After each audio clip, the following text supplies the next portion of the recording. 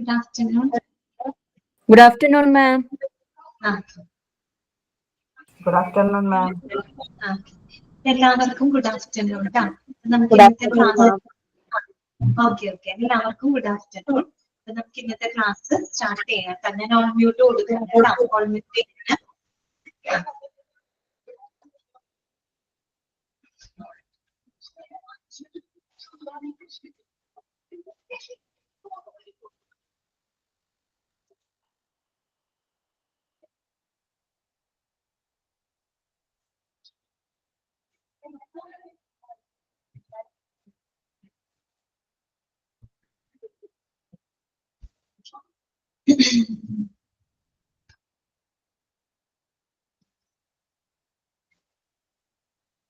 അപ്പൊ നമ്മള് ക്ലാസ് തുടങ്ങാം കേട്ടോ. ഓക്കെ, എല്ലാവർക്കും ഗുഡ് ആഫ്റ്റർനൂൺ. മെസ്സേജ് ഒക്കെ കണ്ടു കേട്ടോ. ഓക്കെ, പിന്നെ എന്താണ്, കഴിഞ്ഞ ദിവസം നിങ്ങള് എന്തോ മോക്ക് ടെസ്റ്റിനകത്ത് എന്താണ് സ്പെല്ലിംഗ് മിസ്റ്റേക്സ് വരുന്നു എന്തോ പറഞ്ഞു. അപ്പൊ നമ്മള് ഇതിന് കൊടുക്കുന്ന ചിലപ്പോ എന്താ പറയാ, പ്രിന്റ് ചെയ്ത് വരുമ്പോ വരുന്ന മിസ്റ്റേക്സ് ആയിരിക്കാം കേട്ടോ. അപ്പൊ അത് അങ്ങനെ എന്തെങ്കിലും ഉണ്ടെങ്കിൽ ഒന്ന് പറയാം കേട്ടോ. എന്റെ ചാപ്റ്ററിൽ നിന്ന് അങ്ങനെ എന്തെങ്കിലും ഇഷ്യൂസ് വന്നിട്ടുണ്ടെങ്കിൽ, മോക്ക് ടെസ്റ്റിൽ അങ്ങനെ എന്തെങ്കിലും വന്നിട്ടുണ്ടെങ്കിൽ ഒന്ന് പറഞ്ഞാൽ മതി കേട്ടോ. ഓക്കെ, പിന്നെ ഓക്കെ, അപ്പൊ നമുക്ക് ക്ലാസ് സ്റ്റാർട്ട് ചെയ്യാം. അപ്പൊ കഴിഞ്ഞ ദിവസം നമ്മള് ഡയാലിസിസിനെ കുറിച്ച്, പെരിറ്റോണിയൽ ഡയാലിസിസ് എന്താണെന്ന് പഠിച്ചു അല്ലെ. പെരിറ്റോണിയൽ ഡയാലിസിസും ഇല്ല അഞ്ചു, ഇന്നത്തെ ക്ലാസ്സിന്റെ റെക്കോർഡ് ഇന്ന് തന്നെ ഇടാൻ പറ്റില്ല കേട്ടോ. അത് നാളെ ഒരു 12 മണിക്ക് ശേഷമാണ് ഈ ക്ലാസ്സിന്റെ റെക്കോർഡ് ക്ലാസ് നിങ്ങൾക്ക് വരുന്നത് കേട്ടോ. ഇങ്ങനെ ചെയ്യാൻ പറ്റുള്ളൂ, അന്ന് തന്നെ ഇടാനായിട്ട് പറ്റില്ല കേട്ടോ. അങ്ങനെയാണ് ടെക്നിക്കൽ ടീം അറിയിച്ചിരിക്കുന്നത്. അങ്ങനെയാണ് ഇപ്പോഴും നടന്നുകൊണ്ടിരിക്കുന്നത് കേട്ടോ. വേറെ ഒരുപാട് ബാച്ചസ് ഉണ്ടല്ലോ. ഓക്കെ, അപ്പൊ നമ്മള് കഴിഞ്ഞ ക്ലാസ്സിൽ പെരിറ്റോണിയൽ ഡയാലിസിസ്, അതിൽ തന്നെ നമ്മള് different types of peritoneal dialysis കണ്ടു അല്ലെ. CAPD, CCPD, IPD അതൊക്കെ നമ്മൾ കണ്ടിരുന്നു. പിന്നെന്താ നമ്മൾ കണ്ടത്, അതായത് ഒരു CRRT അല്ലെ, കണ്ടിന്യൂസ് റീനൽ റീപ്ലേസ്മെന്റ് തെറാപ്പി, അതെന്താന്ന് നമ്മൾ മനസ്സിലാക്കി.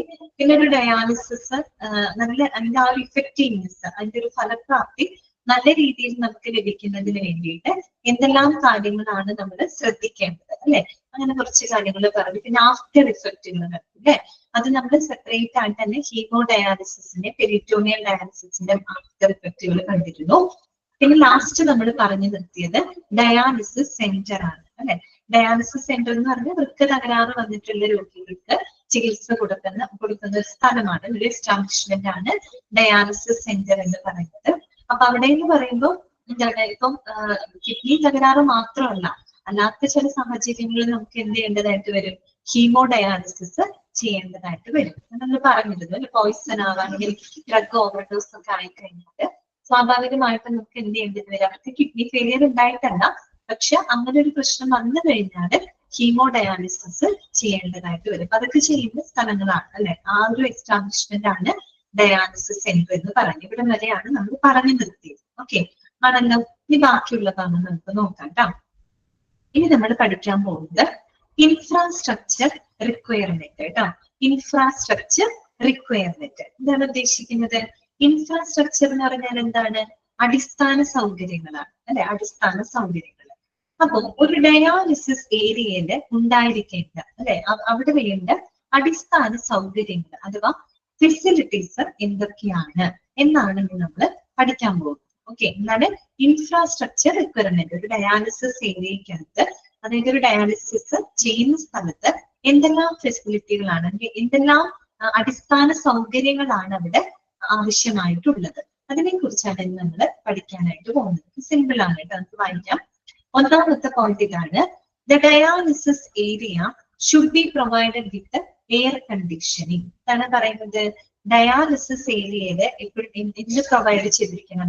AC പ്രൊവൈഡ് ചെയ്തിരിക്കണം അല്ലെ, എയർ കണ്ടീഷനിങ് AC പ്രൊവൈഡ് ചെയ്തിരിക്കണം. എന്തിനു വേണ്ടിയിട്ടായിരിക്കും നമ്മൾ ഇങ്ങനെ AC പ്രൊവൈഡ് ചെയ്യുന്നത്? എന്തിനു വേണ്ടിയിട്ടായിരിക്കും? ഒന്നാമത്തത് എന്താണ്, ആ ഒരു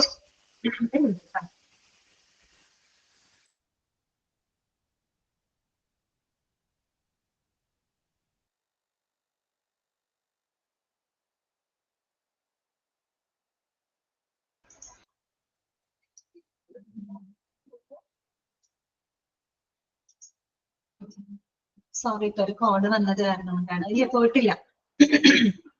സോറി കേട്ടോ, അമ്മയെ വിളിച്ചത്, അതുകൊണ്ടാണ്. അമ്മ എന്തെങ്കിലും അത്യാവശ്യം ഉണ്ടെങ്കിൽ മാത്രമേ വിളിക്കാറുള്ളൂ, അതുകൊണ്ടാണ് കേട്ടോ ഫോൺ എടുത്തത്. ഓക്കെ, അപ്പൊ നമുക്ക് നോക്കാം. The dialysis area should be provided with the air conditioning. അതായത് ഡയാലിസിസ് ഏരിയയിൽ എന്ത് പ്രൊവൈഡ് ചെയ്തിരിക്കണം? AC പ്രൊവൈഡ് ചെയ്തിരിക്കണം കേട്ടോ. എയർ കണ്ടീഷനിങ് പ്രൊവൈഡ് ചെയ്തിരിക്കണം. എന്തിനു വേണ്ടിയിട്ടാണ് നമ്മളിങ്ങനെ AC പ്രൊവൈഡ് ചെയ്യുന്നത്? ഒന്നാമത്തത് അത് തന്നെ, അണുവിമുക്തമാക്കാൻ. അണുവിമുക്തമാക്കൽ മാത്രമല്ല, ആ ഒരു പ്രധാനമായിട്ട് പേഷ്യന്റിന്റെ കംഫർട്ടും, നിങ്ങൾ പറഞ്ഞത് ശരിയാണ് കേട്ടോ, അണുവിമുക്തമാക്കൽ കറക്റ്റ് ആണ്. അതായത് പേഷ്യന്റിന്റെ കംഫർട്ടും സേഫ്റ്റിക്കും വേണ്ടിയിട്ടാണ് നമ്മൾ അവിടെ AC എന്ത് ചെയ്യുന്നത്, പ്രൊവൈഡ് ചെയ്യുന്നത്. അത് മാത്രമല്ല, ആ ഒരു ഡയാലിസിസ് ഏരിയയുടെ ക്ലീൻലിനെസ് അല്ലെ, ഹൈജീൻ, അവിടുത്തെ ആ ഒരു വൃത്തി സൂക്ഷിക്കുന്നതിനൊക്കെ വേണ്ടിയിട്ടാണ് നമ്മൾ AC പ്രൊവൈഡ് ചെയ്യുന്നത്. അത് മാത്രമല്ല, എന്താണ്, പേഷ്യന്റിന്റെ ടെമ്പറേച്ചർ അല്ലെ, ബോഡി ടെമ്പറേച്ചർ റെഗുലേറ്റ് ചെയ്യാൻ, ഹ്യൂമിഡിറ്റി റെഗുലേറ്റ് ചെയ്യാനായിട്ട്. കാരണം നമ്മളിങ്ങനെ ഡയാലിസിസ് ചെയ്യുന്ന സമയത്ത് സ്വാഭാവികമായിട്ട് ഇവരുടെ ബോഡിയിൽ പല ചേഞ്ചസ് വരും അല്ലെ. അങ്ങനെ ചേഞ്ചസുകൾ വരുമ്പോൾ അവരുടെ ആ ഒരു ബോഡി ടെമ്പറേച്ചർ മെയിൻറ്റെയിൻ ചെയ്യാനായിട്ട്, ഹ്യൂമിഡിറ്റി മെയിൻറ്റെയിൻ ചെയ്യുന്നതിനൊക്കെ വേണ്ടിയിട്ടാണ് നമ്മൾ AC പ്രൊവൈഡ് ചെയ്യുന്നത്. പിന്നെ മാത്രമല്ല, AC എന്ന് പറയുമ്പോൾ അവിടെ എന്താണ്, കണ്ടിന്യൂസ് ആയിട്ട് എയർ ഫിൽട്രേഷൻ നടക്കുന്നുണ്ട്. AC ആ വായു ഇങ്ങനെ കണ്ടിന്യൂസ് ആയിട്ട് എന്ത് ചെയ്യുന്നുണ്ട്, ഫിൽട്ടർ ചെയ്തുകൊണ്ടിരിക്കുന്നുണ്ട്. അപ്പൊ അങ്ങനെ ഫിൽട്ടർ ചെയ്യുമ്പോൾ സ്വാഭാവികമായിട്ടും എയർബോൺ പാത്തോജൻസിനെയൊക്കെ നമുക്ക് എന്ത് ചെയ്യാനായിട്ട് പറ്റും, ഒരു പരിധി വരെ നമുക്ക് കൺട്രോൾ ചെയ്യാൻ പറ്റും അല്ലെ. അപ്പൊ വായുവിലൂടെ വരുന്ന ബാക്ടീരിയകൾ, വൈറസുകൾ, അങ്ങനെ എന്തെങ്കിലുമൊക്കെ ഉണ്ടെങ്കിൽ നമുക്ക് അതിനെ എന്ത് ചെയ്യാൻ പറ്റും, കൺട്രോൾ ചെയ്യാനായിട്ട് പറ്റും. കാരണം ഇങ്ങനെ AC ആകുമ്പോൾ എയർ ഇങ്ങനെ കണ്ടിന്യൂസ് ഫിൽട്ടർ ചെയ്തുകൊണ്ടിരിക്കുകയാണ്. അപ്പൊ അത് പറഞ്ഞ പോലെ അണുവിമുക്തമാക്കുന്നതിന് സഹായിക്കും. പിന്നെ വേറെ എന്തിനായിരിക്കും, നമുക്കറിയാം അല്ലെ, ഒരു ഡയാലിസിസ് ചെയ്യുമ്പോൾ ഹൈലി എക്സ്പെൻസീവ് ആയിട്ടുള്ള എക്യുപ്മെന്റ്സ് ഒക്കെയാണ് അവിടെ യൂസ് ചെയ്യുന്നത്. അപ്പൊ ആ ഒരു എക്യുപ്മെന്റ്സിന്റെ എഫിഷ്യൻസി അല്ല, പ്രൊട്ടക്ട് ചെയ്യുന്നതിന് കൂടെ വേണ്ടിയിട്ടാണ് നമ്മൾ എന്ത് പ്രൊവൈഡ് ചെയ്യുന്നത്, AC പ്രൊവൈഡ് ചെയ്യുന്നത്.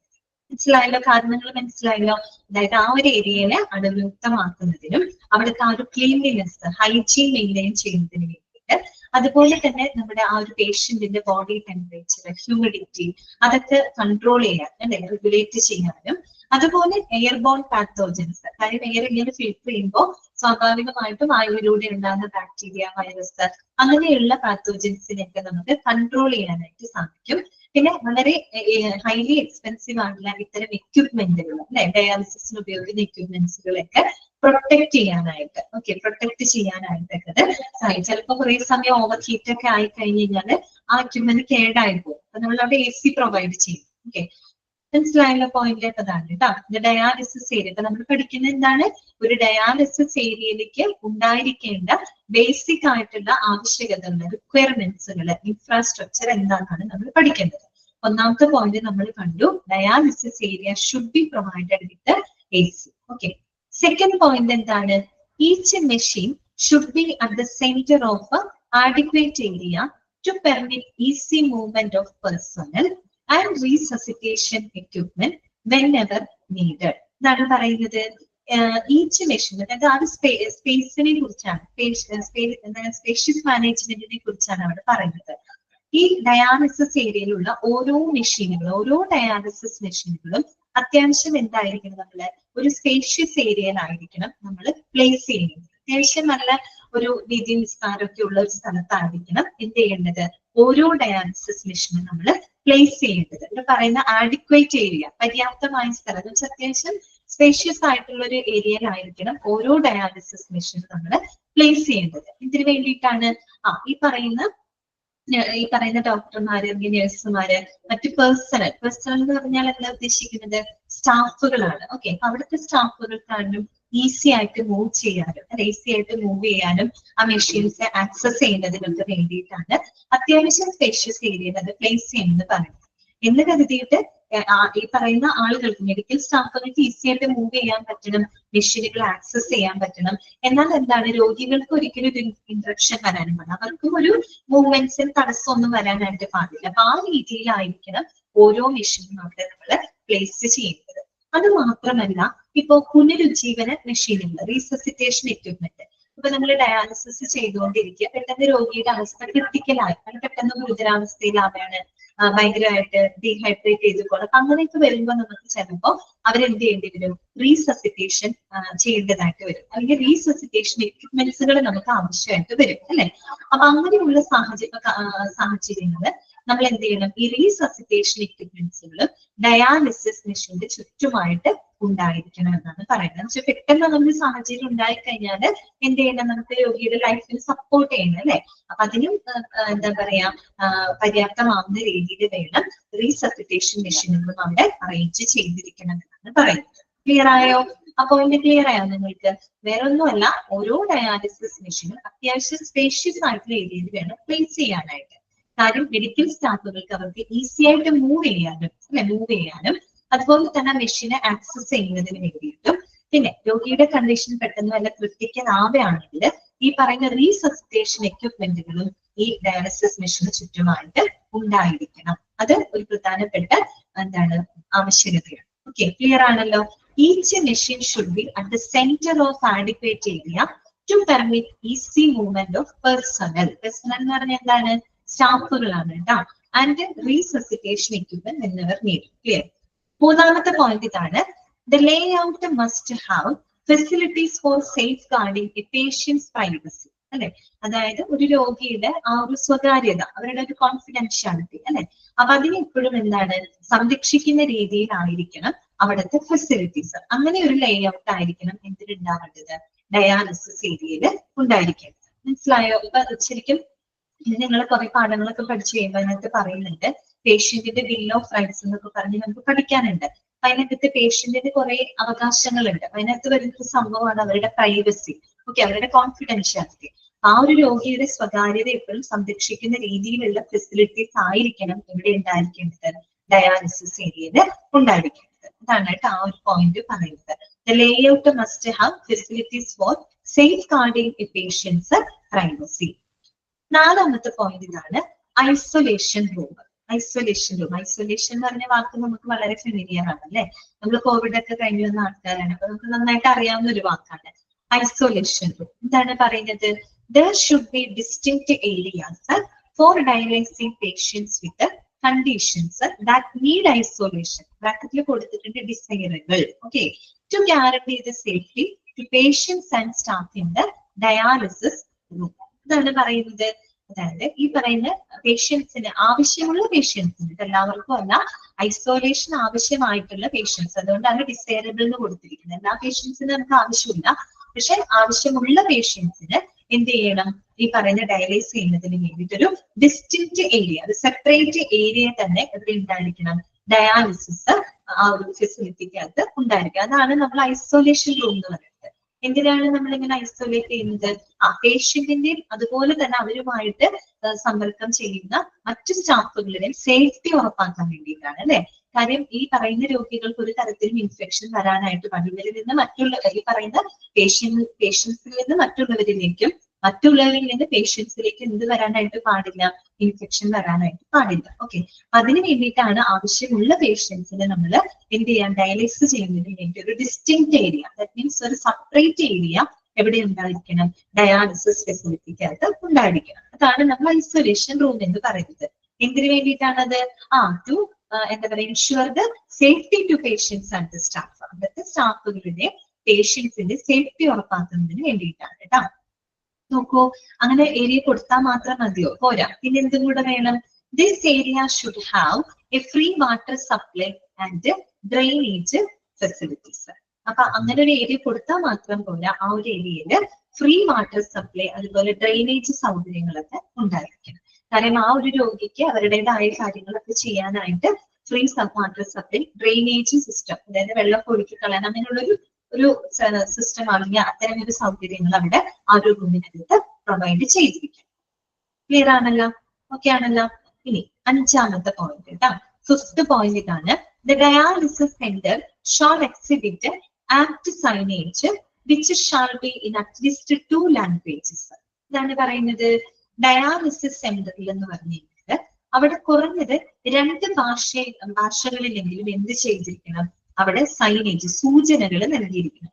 നമ്മൾ ഹോസ്പിറ്റലിലൊക്കെ പോകുമ്പോൾ കണ്ടിട്ടില്ലേ, നമ്മൾ എക്സ്റേ എടുക്കുന്ന അല്ലെങ്കിൽ സ്കാനിങ് എടുക്കുന്ന സ്ഥലത്തൊക്കെ ഒരു ഡയറക്ഷൻസ് കുറെ എഴുതി വെച്ചിട്ടുണ്ടായിട്ട് മിക്കവാറും 2 ഭാഷകളിൽ എഴുതിയിട്ടുണ്ട്. അപ്പൊ നമ്മുടെ കേരളത്തിലാണ് നമ്മുടെ മദർ ടങ് അല്ലെ, മലയാളത്തിലുണ്ടാവും ഇംഗ്ലീഷിലും ഉണ്ടാവും. എന്നതുപോലെ ഡയാലിസിസ് സെന്ററിലും എന്തുണ്ടായിരിക്കണം, കുറഞ്ഞത് 2 ഭാഷയിലെങ്കിലും അനുയോജ്യമായിട്ടുള്ള സൂചനകൾ നൽകിയിരിക്കണം.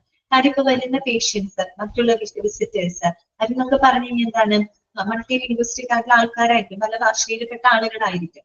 അവർക്ക് എന്ത് ചെയ്യണം, കമ്മ്യൂണിക്കേറ്റ് ചെയ്യാനും അവിടുത്തെ നിർദ്ദേശങ്ങൾ മനസ്സിലാക്കുന്നതിനൊക്കെ വേണ്ടിയിട്ടാണ് നമ്മൾ അങ്ങനെ 2 ഭാഷകളില് അവിടുത്തെ നിർദ്ദേശങ്ങൾ അല്ലെങ്കിൽ സൂചനകൾ നൽകണമെന്ന് പറയുന്നത്. ഇത്രയും പോയിന്റുകൾ മാത്രമേ അതിനകത്ത് വരുന്നു. നമ്മൾ പഠിച്ചത് ഇത്രയേ ഉള്ളൂ. ക്ലിയർ ആണോ നിങ്ങൾക്ക്? ഞാൻ പറയുന്നത് മനസ്സിലാവുന്നുണ്ടോ? എന്തെങ്കിലും ഡൗട്ട് ഉണ്ടെങ്കിൽ ചോദിച്ചോട്ടോ, അപ്പൊ തന്നെ ചോദിച്ചോ, കുഴപ്പമില്ലല്ലോ, മനസ്സിലാവുന്നില്ലേ നിങ്ങൾക്ക്? ഓക്കെ, മനസ്സിലാവുന്നില്ലെങ്കിൽ പറയുന്നു കേട്ടോ. ഞാൻ നിങ്ങൾക്ക് ക്ലിയർ ആവുന്നുണ്ട് എന്നുള്ള ധാരണയിലാണ് പറഞ്ഞു പോകുന്നത്. ഓക്കെ, അപ്പൊ നോക്കുക, ഇൻഫ്രാസ്ട്രക്ചർ റിക്വയർമെന്റ് കേട്ടോ. അപ്പൊ നമ്മൾ പറഞ്ഞത് ഇത്രയേ ഉള്ളൂ. ഒരു ഡയാലിസിസ് ഏരിയയിൽ അത്യാവശ്യം വേണ്ട അല്ലെങ്കിൽ ഒരു ബേസിക് ആയിട്ട് വേണ്ട അടിസ്ഥാന സൗകര്യങ്ങൾ, ഇൻഫ്രാസ്ട്രക്ചർ എന്ന വാക്കിന്റെ അടുത്ത് അടിസ്ഥാന സൗകര്യങ്ങളാണ് കേട്ടോ. എന്തൊക്കെയാണ് ആവശ്യം? ഒന്നാമത്തെ പോയിന്റ്, ഒരു ഡയാലിസിസ് ഏരിയക്കകത്ത് AC പ്രൊവൈഡ് ചെയ്തിരിക്കണം. അത് എന്തിനാണെന്ന് നമുക്ക് അല്പം മനസ്സിലായി കാണും. രണ്ടാമത് നമ്മൾ പറഞ്ഞ എന്താണ്, അവിടെ ഓരോ ഡയാലിസിസ് മെഷീനും സ്പേഷ്യസ് ആയിട്ടുള്ള അല്ലെങ്കിൽ ആഡിക്വേറ്റ് ആയിട്ടുള്ള ഒരു ഏരിയയിൽ വേണം പ്ലേസ് ചെയ്യാനായിട്ട്. അതെന്തിനു വേണ്ടിയിട്ടാണ്? അവിടുത്തെ സ്റ്റാഫുകൾക്ക് അതുപോലെ തന്നെ പേഷ്യൻസിനായിക്കോട്ടെ ഈസി ആയിട്ട് മൂവ് ചെയ്യാനും മെഷീൻസ് ആക്സസ് ചെയ്യുന്നതിനൊക്കെ വേണ്ടിയിട്ടാണ് അങ്ങനെ സ്പേഷ്യസ് ഏരിയയിൽ വെക്കുന്നത് പറഞ്ഞത്. മാത്രമല്ല മറ്റ് റീസസിറ്റേഷൻ എക്യുപ്മെന്റ്സുകൾ, പുനരുജ്ജീവന മെഷീനുകളും ഈ ഒരു മെഷീനുകളുടെ ചുറ്റുമായിട്ട് ഉണ്ടായിരിക്കണം. അങ്ങനെ ഒരു സാഹചര്യം വന്നാൽ അവരുടെ ലൈഫിന് നമുക്ക് സപ്പോർട്ട് ചെയ്യണം അല്ലെ. അപ്പൊ ഡീഫൈബ്രിലേറ്റർ അല്ലെങ്കിൽ കാർഡിയക് മോണിറ്റർ പോലുള്ള അങ്ങനെ അത്യാവശ്യമുണ്ട്, വെന്റിലേറ്റർ അങ്ങനത്തെയൊക്കെയുള്ള സൗകര്യങ്ങളും അതിനോടുകൂടി ഉണ്ടായിരിക്കണം. അതൊക്കെ റീസസിറ്റേഷൻ എക്യുപ്മെന്റ്സ് ആണ് കേട്ടോ. പിന്നെ നമ്മൾ പറഞ്ഞു ഇപ്പോഴും രോഗിയുടെ സ്വകാര്യതയെ പ്രൊട്ടക്ട് ചെയ്യുന്ന രീതിയിലായിരിക്കണം അവിടുത്തെ ഫെസിലിറ്റീസ്. ഓക്കെ, നാലാമത്തെ പോയിന്റ് പറഞ്ഞ ഐസൊലേഷൻ റൂം. അതും ഡിസേബിൾ പേഷ്യൻസിന്, ഐസൊലേഷൻ ആവശ്യമായിട്ടുള്ള പേഷ്യൻസിന് ഡയാലിസിസ് ചെയ്യുന്നതിന് വേണ്ടിയിട്ടുള്ള ഒരു സെപ്പറേറ്റ് ഏരിയ അവിടെ ഉണ്ടായിരിക്കണം. ആ ഒരു ഏരിയയിൽ free water supply, drainage facilities ഒക്കെ പ്രൊവൈഡ് ചെയ്തിരിക്കണം. അഞ്ചാമത്തെ നമ്മൾ പറഞ്ഞ എന്തായിരുന്നു, കുറഞ്ഞത് 2 ഭാഷകളിലെങ്കിലും നമ്മൾ എന്ത് ചെയ്തിരിക്കണം, അനുയോജ്യമായിട്ടുള്ള സൂചനകൾ ഡയാലിസിസ് സെന്ററിന്റെ മുന്നിലായിട്ട് പ്രദർശിപ്പിച്ചിരിക്കണം, വെച്ചിരിക്കണം. ഓക്കെ, ഇത്രയേ ഉള്ളൂ കേട്ടോ. ഇതാണ് ഇൻഫ്രാസ്ട്രക്ചർ. ഇനി നമുക്ക് അടുത്തത് പഠിക്കാനുള്ളത് ഇതാണ്, the hospital administration must verify. Okay, നിങ്ങൾ ഓരോരോ ഡിപ്പാർട്ട്മെന്റ് പഠിക്കുമ്പോഴും നമ്മൾ പഠിക്കുന്ന കോഴ്സാണ് അഡ്മിനിസ്ട്രേഷൻ അല്ലെ. അപ്പൊ അവിടെ അഡ്മിനിസ്ട്രേഷൻ ഉറപ്പുവരുത്തേണ്ട കാര്യങ്ങൾ എന്തൊക്കെയാണ് എന്നുള്ളത് ഓരോ ഡിപ്പാർട്ട്മെന്റ് പഠിക്കുമ്പോഴും നിങ്ങൾക്കുണ്ട്. മനസ്സിലായോ? അപ്പൊ അത് അങ്ങനെ ഒരു ഭാഗമുണ്ട്. ദ ഹോസ്പിറ്റലിൽ നമ്മൾ ബ്ലഡ് ബാങ്ക് പഠിച്ചപ്പോ അതിനകത്ത് പഠിച്ചില്ല അഡ്മിനിസ്ട്രേഷൻ ഉറപ്പുവരുത്തേണ്ട കാര്യങ്ങൾ എന്നത് പഠിച്ചില്ല. എന്നതുപോലെ ഡയാലിസിസ് ആ ഒരു സർവീസിനകത്തും ഹോസ്പിറ്റൽ അഡ്മിനിസ്ട്രേഷൻ ഉറപ്പാക്കേണ്ട കാര്യങ്ങൾ എന്തൊക്കെയാണ് നമുക്ക് നോക്കാം. A patient and his or her representative or relative has the following rights with regard to the dialysis center. അതായത് ഇപ്പോ നമുക്കറിയാം ഓരോ പേഷ്യൻസിനും അവരുടേതായ ചില റൈറ്റ്സ് ഉണ്ട്. ശരിക്കും പഠിക്കാനുണ്ട് കേട്ടോ നിങ്ങൾക്ക്. പേഷ്യൻസ് ബിൽ ഓഫ് റൈറ്റ്സ് എന്നൊക്കെ പറഞ്ഞ് പഠിക്കാനുണ്ട്. ഈ ചാപ്റ്ററിലല്ല, വേറെ ചാപ്റ്ററിനകത്ത് വരുന്നുണ്ട്. അപ്പൊ പേഷ്യന്റിന് അവരുടേതായ കുറെ അവകാശങ്ങളുണ്ട്. ആ അവകാശങ്ങളെ പറ്റി ഇവിടെ പറയുന്നുണ്ട്. ആ അവകാശങ്ങള് എന്താണ്, ഉറപ്പുവരുത്തുക എന്നുള്ളതാണ് ആരുടെ ഡ്യൂട്ടി? അഡ്മിനിസ്ട്രേഷന്റെ റെസ്പോൺസിബിലിറ്റി. ക്ലിയർ ആണല്ലോ? അപ്പൊ ആദ്യം നമുക്ക് രോഗികളുടെ ആ റൈറ്റ്സ് എന്തൊക്കെയാണെന്ന് മനസ്സിലാക്കണം. ആ റൈറ്റ്സുകളെല്ലാം കൃത്യമായിട്ട് ഉറപ്പാക്കേണ്ടത് അഡ്മിനിസ്ട്രേഷന്റെ ഉത്തരവാദിത്തമാണ്. അപ്പൊ നമുക്ക് ഒന്നാമത്തെ പോയിന്റ് നോക്കാം. ഫസ്റ്റ് പോയിന്റ് എന്താണ്? Provide ample information about the nature, cause of illness. This is dialysis ആണ് കേട്ടോ. അത് വിട്ടുപോയതാണ് കേട്ടോ. അല്ല, ഡയാലിസിസ് കേട്ടോ. ഡിസിസ് എന്ന് അറിയാണ്ട് വന്നതാണ് ഡയാലിസിസ് എന്നാണ് കേട്ടോ. ഓക്കെ, ഒന്നാമത്തെ പോയിന്റ് ഇതാണ്. Provide ample information about the nature, cause of illness, proposed investigations and care, expected results of treatment, likely complications. എന്താണ് അവിടെ പറയുന്നത്? പ്രൊവൈഡ് ദ ആംപിൾ ഇൻഫർമേഷൻ അല്ലെ. അതായത് ആംപിൾ മീൻസ് എന്താണ്, മതിയാവോളം അല്ലെങ്കിൽ ആവശ്യത്തിനനുസരിച്ച് എന്നൊക്കെയുള്ള അർത്ഥമാണ് കേട്ടോ. അതായത് ഒരു രോഗിയെ സംബന്ധിച്ചിടത്തോളം അവർക്ക് അവരുടെ ആ ഒരു രോഗത്തിന്റെ നേച്ചർ എന്താണ്, അവസ്ഥ എന്താണ്, അതുപോലെ ആ കോസ് ഓഫ് ഇൽനെസ്, എന്തുകൊണ്ടാണ് ആ രോഗം വന്നത്, ആ രോഗ കാരണം എന്താണ്, അതുപോലെ അവർക്കായിട്ട് പ്രപ്പോസ് ചെയ്തിട്ടുള്ള ഇൻവെസ്റ്റിഗേഷൻസ് എന്തൊക്കെയാണ്, ഓക്കെ, അവരുടെ ഇൻവെസ്റ്റിഗേഷൻസ് എന്തൊക്കെയാണ്, അതുപോലെ അവർക്ക് കൊടുക്കുന്ന പരിചരണങ്ങൾ എന്താണ്, എന്തൊക്കെ ട്രീറ്റ്മെന്റുകളാണ് അവർക്ക് കൊടുക്കുന്നത്, ആ ഒരു ട്രീറ്റ്മെന്റിൽ നിന്ന് നമ്മുടെ മെഡിക്കൽ സ്റ്റാഫുകൾ അത് എക്സ്പെക്ട് ചെയ്യുന്ന റിസൾട്ട് എന്താണ്, അതോടൊപ്പം തന്നെ ലൈക്ലി കോംപ്ലിക്കേഷൻസ്. അപ്പൊ ഏതൊരു ട്രീറ്റ്മെന്റ് ആയാലും അതിന് പല കോംപ്ലിക്കേഷൻസ് ഉണ്ടായിരിക്കും അല്ലെ. അപ്പൊ നമ്മൾ പാർശ്വഫലങ്ങളൊക്കെ കണ്ടില്ലേ, അത്തരത്തിൽ അതിന്റെ സങ്കീർണത കോംപ്ലിക്കേഷൻസിനെ കുറിച്ചും എന്താണ് മതിയായ വിവരങ്ങൾ അറിയാനുള്ള അവകാശം ആർക്കുണ്ട്, ഒരു രോഗിക്കുണ്ട്, ഒരു പേഷ്യന്റിനുണ്ട്. എന്നുവെച്ചാൽ അവരുടെ അവസ്ഥ എന്താണ്, അവരുടെ രോഗം എന്താണ്, ആ രോഗത്തിന് എന്താണ് റീസൺ, ഓക്കെ, അതിന് എന്തൊക്കെ ട്രീറ്റ്മെന്റുകളാണ് ഇവർ പ്രപ്പോസ് ചെയ്തിരിക്കുന്നത്, ആ ഒരു ട്രീറ്റ്മെന്റിൽ നിന്ന് ഈ രോഗിക്ക് കിട്ടാൻ സാധ്യതയുള്ള ഔട്ട്കംസുകൾ എന്തൊക്കെയാണ്, കോംപ്ലിക്കേഷൻസ് അടക്കം അങ്ങനെയുള്ള എല്ലാ കാര്യങ്ങളും അറിയാനുള്ളൊരു റൈറ്റ്, അവകാശം ആർക്കുണ്ട്, പേഷ്യന്റിനുണ്ട്. അപ്പൊ അത് അവർക്ക് ലഭിക്കുന്നുണ്ടോ, കൃത്യമായിട്ട് അത് ലഭിക്കുന്നുണ്ടോ എന്ന് ഉറപ്പുവരുത്തേണ്ടത് ആരുടെ ഡ്യൂട്ടിയാണ്, അഡ്മിനിസ്ട്രേഷന്റെ ഡ്യൂട്ടിയാണ്. ഓക്കെ, അവരിൽ നിന്നൊന്നും ഒളിച്ചു വെക്കരുത്, അവരോട് എല്ലാ കാര്യങ്ങളും പറയണം. എന്നാൽ മാത്രമാണ് രോഗിക്ക് അതിനനുസരിച്ച് എന്ത് ചെയ്യാൻ പറ്റുള്ളൂ, ഡോക്ടർമാരുമായിട്ട് കോപ്പറേറ്റ് ചെയ്ത് പോകാനായിട്ട് സാധിക്കുള്ളൂ. ഓക്കെ, അടുത്തതാണ് രണ്ടാമത്തെ. ക്ലിയർ ആയില്ലേ ആ point? Provide ample information about nature, cause of illness, proposed investigations and care, expected results of treatment, likely complications. Okay.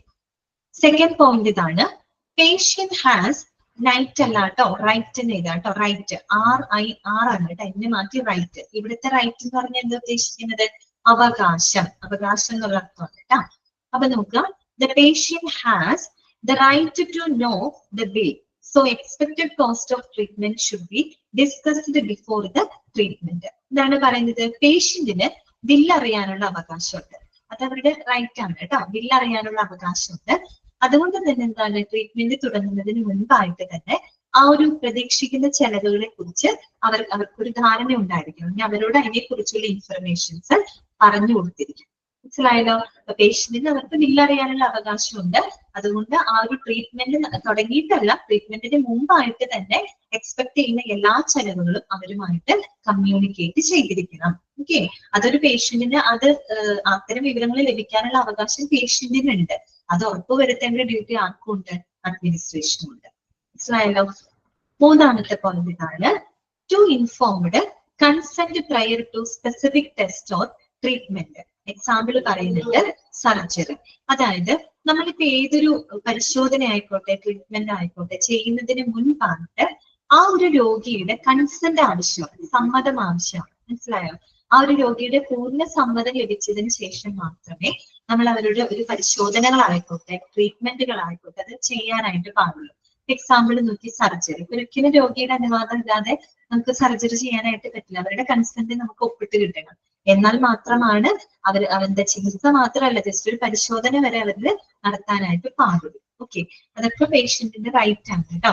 ആ ഒരു പോയിന്റ് ആണ് അവിടെ കൊടുത്തേക്കുന്നത്, ടു ഇൻഫോംഡ് കൺസെന്റ്. കൺസെന്റ് എന്ന് പറഞ്ഞാൽ എന്താണ്, സമ്മതം കേട്ടോ, സമ്മതമാണ്. പ്രയർ ടു സ്പെസിഫിക് ടെസ്റ്റ്, ഒരു സ്പെസിഫിക് ടെസ്റ്റിന് മുമ്പായിട്ട് കേട്ടോ. ഓക്കെ, നാലാമത്തെ പോയിന്റ് ഇതാണ്, to seek second opinion from a proper clinician of patients choice with the records and information being provided by the treating hospital. എന്തെങ്കിലും ഡൗട്ട് ഉണ്ടോ?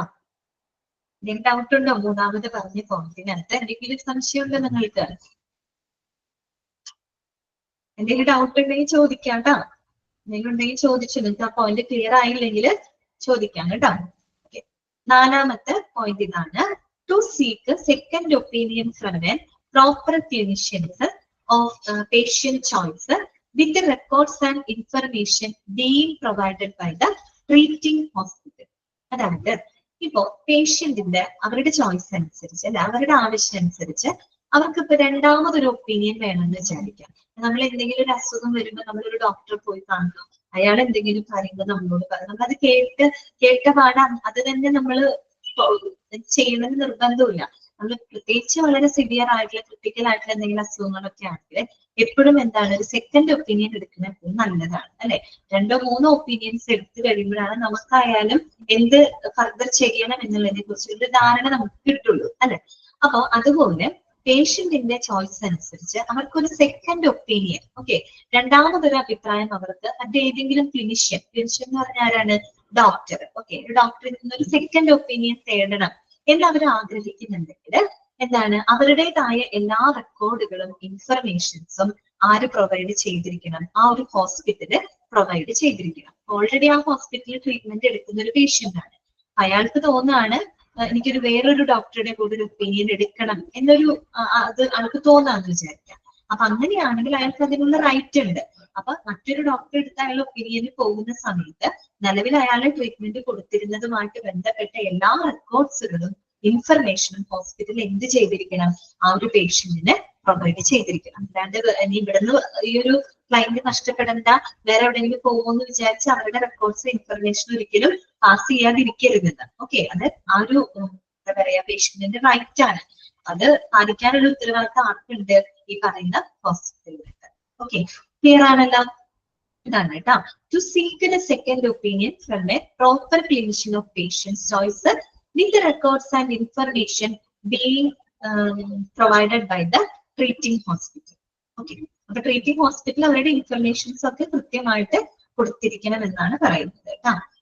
അടുത്തത് 5ാമത്തെ പോയിന്റ് ആണ് to keep privacy human dignity during the treatment. നേരത്തെ നമ്മളൊരു point പറഞ്ഞില്ലേ ഇൻഫ്രാസ്ട്രക്ചറിൽ, same അത് തന്നെയാണ് കേട്ടോ.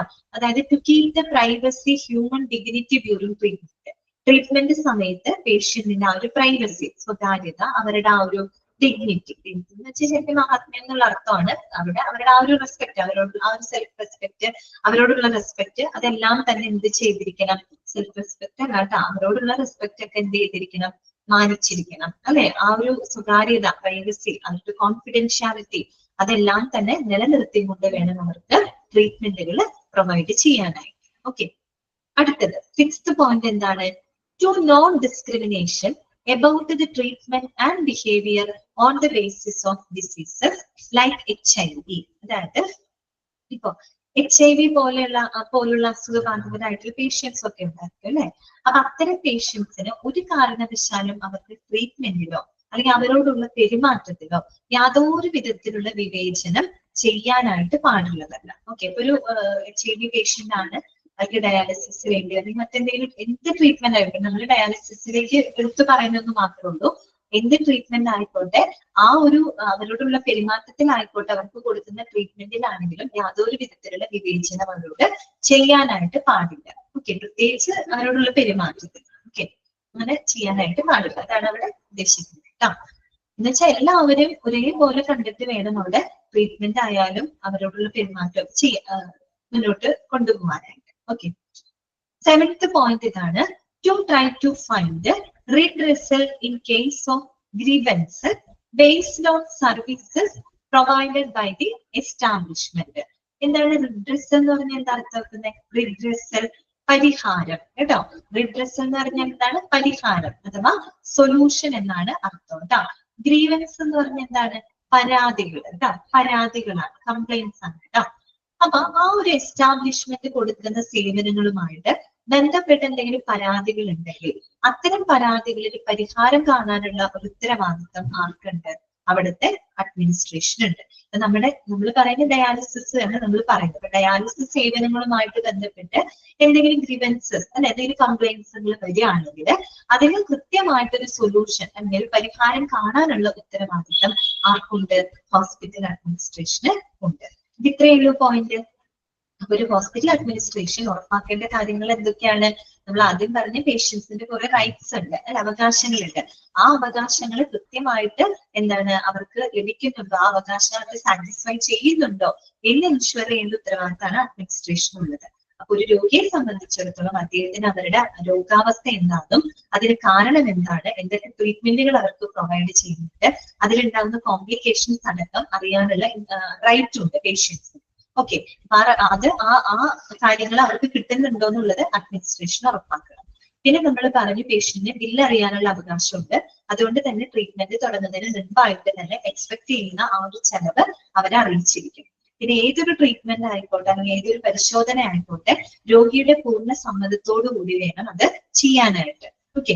ഇനി പേഷ്യന്റിന് അവരുടെ ഒരു ചോയ്സ് അനുസരിച്ച് അവർക്കൊരു സെക്കൻഡ് ഒപ്പീനിയൻ വേണം എന്നുണ്ടെങ്കിൽ ആ ഒരു രോഗിയെ സംബന്ധിക്കുന്ന എല്ലാ വിവരങ്ങളും കൃത്യമായിട്ട് ഹോസ്പിറ്റല് പ്രൊവൈഡ് ചെയ്തിരിക്കണം. അതുപോലെ HIV പോലുള്ള അസുഖബാധിതരായിട്ടുള്ള വ്യക്തികളോട് ട്രീറ്റ്മെന്റിലാകട്ടെ അല്ലെങ്കിൽ അവരുടെ പെരുമാറ്റത്തിലായിക്കോട്ടെ യാതൊരു വിധത്തിലുള്ള വിവേചനം കാണിക്കാനായിട്ട് പാടില്ല. ഓക്കെ. പിന്നെ ഈ ഒരു എസ്റ്റാബ്ലിഷ്മെന്റ് കൊടുക്കുന്ന സേവനങ്ങളുമായിട്ട് ബന്ധപ്പെട്ട് എന്തെങ്കിലും പരാതികൾ ഉണ്ടെങ്കിൽ അതിൽ കൃത്യമായിട്ടുള്ള ഒരു സൊല്യൂഷൻ കാണാനുള്ള ഉത്തരവാദിത്വം ആർക്കുണ്ട്? ഹോസ്പിറ്റൽ അഡ്മിനിസ്ട്രേഷന് ഉണ്ട്. മനസ്സിലായ പോയിന്റുകള്? ക്ലിയർ ആയ നിങ്ങൾക്ക്? എന്തെങ്കിലും പോയിന്റ് മനസ്സിലാകത്തുണ്ടോ? എന്തെങ്കിലും ക്ലിയർ അല്ലാത്തുണ്ടെങ്കിൽ പറയാം കേട്ടോ. ഓക്കെ, ശരി. അങ്ങനെയാണെങ്കിൽ നമുക്ക് അടുത്തത് നോക്കാം കേട്ടോ. Patient responsibilities. ഇനി എസ് എ പേഷ്യന്റ് എന്നുള്ള രീതിയിൽ എന്തൊക്കെ റെസ്പോൺസിബിലിറ്റീസ് ആണുള്ളത്? അത് ഇവിടെ നിന്ന് മാത്രമല്ല കേട്ടോ. ഈശ്വര, ഇവിടെ എന്താണ് ക്ലിയർ ഇല്ലല്ലോ?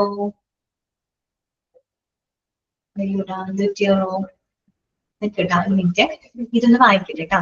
Patients responsibilities. നിങ്ങളുടെ ക്ലാരിറ്റി ഉണ്ടല്ലോ? സ്ക്രീനിൽ ക്ലാരിറ്റി ഇല്ല.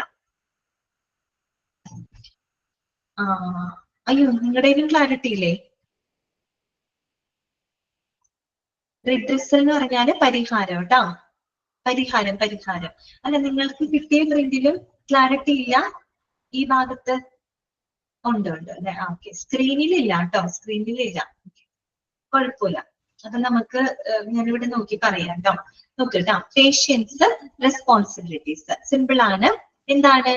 ടെക്സ്റ്റിലൊക്കെ വരുന്നുണ്ട്, കുഴപ്പമില്ല. ഞാൻ ഇത് നോക്കി പറഞ്ഞല്ലോ കേട്ടോ. Provide information. അതായത് ഒരു രോഗിയെ സംബന്ധിച്ച് അദ്ദേഹം എന്ത് ചെയ്യണം? അദ്ദേഹത്തിന്റെ രോഗത്തിനെ സംബന്ധിച്ചുള്ള പൂർണ്ണമായിട്ടുള്ള വിവരങ്ങൾ പ്രൊവൈഡ് ചെയ്തിരിക്കണം. ഓക്കെ. നമ്മൾ പറയാറുണ്ട് അല്ലെ, ഡോക്ടർമാരുടെ അടുത്തും വക്കീലന്മാരുടെ അടുത്തൊന്നും കള്ളം പറയരുതെന്ന് പറയട്ടെ അല്ലെ. എന്ന് പറഞ്ഞാല് അവരുടെ അടുത്ത് നമ്മളെ സംബന്ധിക്കുന്ന എല്ലാ വിവരങ്ങളും നമ്മൾ എന്ത് ചെയ്യണം? പറയണം. അതാണ് ഉദ്ദേശിക്കുന്നത്. Provide information. ഒന്നും ഒളിച്ചു വെക്കരുതെന്ന്. ഒരു ഡോക്ടർക്ക് കറക്റ്റ് ട്രീറ്റ്മെന്റ് എടുക്കണമെങ്കിൽ അവരുടെ എല്ലാ കാര്യങ്ങളും അറിയണം. അതുകൊണ്ട് തന്നെ രോഗി എന്ത് ചെയ്യണം? Provide information. അവരുടെ ഇൻഫർമേഷൻ കൃത്യമായിട്ട് പ്രൊവൈഡ് ചെയ്യണം. രണ്ടാമത്തെ പോയിന്റ് ഇതാണ്, associate with doctors in the course of examination treatment. അതായത് ഈ ഒരു ട്രീറ്റ്മെന്റ് സമയത്തായിക്കോട്ടെ, പരിശോധന സമയത്ത് അല്ലെങ്കിൽ അവരെ ചികിത്സിക്കുന്നതൊക്കെ സമയത്ത് ഡോക്ടേഴ്സുമായിട്ട് നല്ല രീതിയിൽ സഹകരിച്ച് വേണം പ്രവർത്തിക്കാനായിട്ട്. ഓക്കെ. അവരുടെ ഒപ്പം എപ്പോഴും അസോസിയേറ്റ് ചെയ്ത് വേണം പേഷ്യൻസ് പെരുമാറും. അപ്പൊ അവരെന്തെങ്കിലും ട്രീറ്റ്മെന്റ് പറയുമ്പോൾ നമ്മൾ അതിന് എന്താ പറയാ, അതിലൊട്ടും കോപ്പറേറ്റ് അല്ലാണ്ട് പ്രവർത്തിക്കൊന്നും ചെയ്യരുത്. അവരായിട്ട് എപ്പോഴും നല്ല രീതിയിൽ അസോസിയേറ്റ് ചെയ്ത് വേണം പ്രവർത്തിക്കാനായിട്ട്. മൂന്നാമത്തെ എന്താണ്? Abide by all instructions.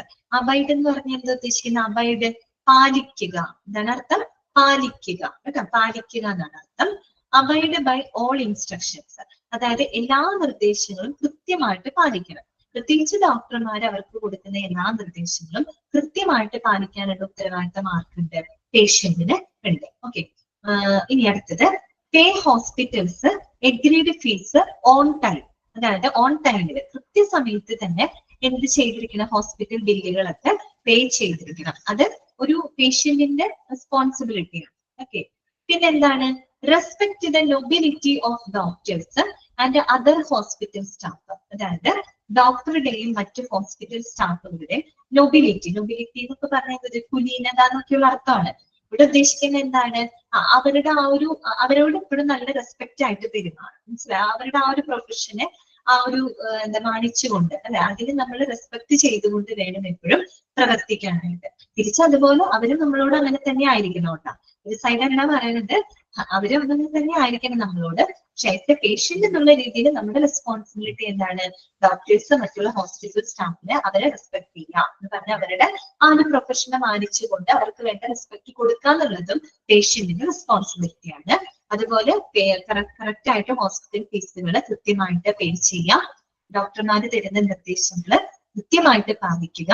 ഇനി അതുപോലെ ട്രീറ്റ്മെന്റ് സമയത്തായിക്കോട്ടെ, പരിശോധന സമയത്തായിക്കോട്ടെ, എപ്പോഴും എന്താണ്? ഡോക്ടേഴ്സുമായിട്ട് മെഡിക്കൽ സ്റ്റാഫുകളുമായിട്ട് സഹകരിച്ച് പ്രവർത്തിക്കുക.